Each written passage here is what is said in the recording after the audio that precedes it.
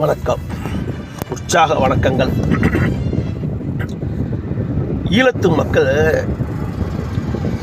இரங்கல் தினம் கொண்டாடுறதுக்கு எப்படி கொண்டாடுறாங்க பாருங்க. தம்பிகள், அண்ணன் தம்பி சீமானோட தம்பிகள் கொண்டாடி தானே வேணும். என்ன செய்யறது? ஏன்னா அவங்க இருந்திருந்தா நீங்கள் ஒரு கட்சி ஆரம்பிச்சிருக்க முடியாது. அவங்க போயிட்டாங்கன்னு சொல்லிட்டு அவங்க பேரை வச்சு ஒரு கட்சி ஆரம்பித்து பொழப்பு நடத்துறீங்க. தயவு செய்து ஒரு இரங்கல் நடத்தும் போது ஒரு மெழுகுவத்தி வச்சு கொளுத்தி வச்சு ஒரு இரங்கல் கொளுத்தி வச்சு இரங்கல் ஒரு லைட்டு வழக்கு கொளுத்தி வச்சு இரங்கல் கொண்டாடுன்னு மூணும் தான் சாதிக்கணும். பாட்டு பாடி டான்ஸ் ஆடக்கூடாது, குத்தாட்டம் போடக்கூடாது. இது எந்த சமூகத்திலையும் கிடையாது, எந்த சமூகத்திலையும் கிடையாது. செத்து போனவங்களுக்கு இரங்கல் கொண்டாடுனா குத்தாட்டமோ டான்ஸோ போட மாட்டாங்க, பாட்டு பாட மாட்டாங்க. ஆனால் இந்த தம்பிகளை பாருங்க, அண்ணன் வளர்ப்பு தம்பிகளை அவங்க செத்து போனதை ஜாலியாக கொண்டாடுறாங்க. ஏன்னா அவங்க செத்து போலன்னு வச்சுக்கலாம், இவங்க அவங்க பேரை வச்சுக்கிட்டு இன்றைக்கி கட்சி ஆரம்பிச்சிருக்கும் பொழுது அந்த ஈழ மக்கள், வெளிநாட்டில் உள்ள மக்கள்லாம் காசு பணம் அனுப்பியிருக்காது.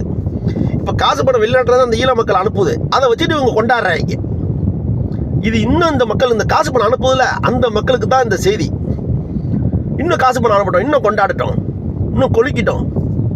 தம்பிகளுக்கு அனுப்புங்க, அண்ணனுக்கு தம்பிகள் அனுப்புங்க வெளிநாட்டிலேருந்து, இவங்க கொண்டாடுவாங்க. என்ன பொழப்பு இது, மானங்கட்ட பொழப்பு.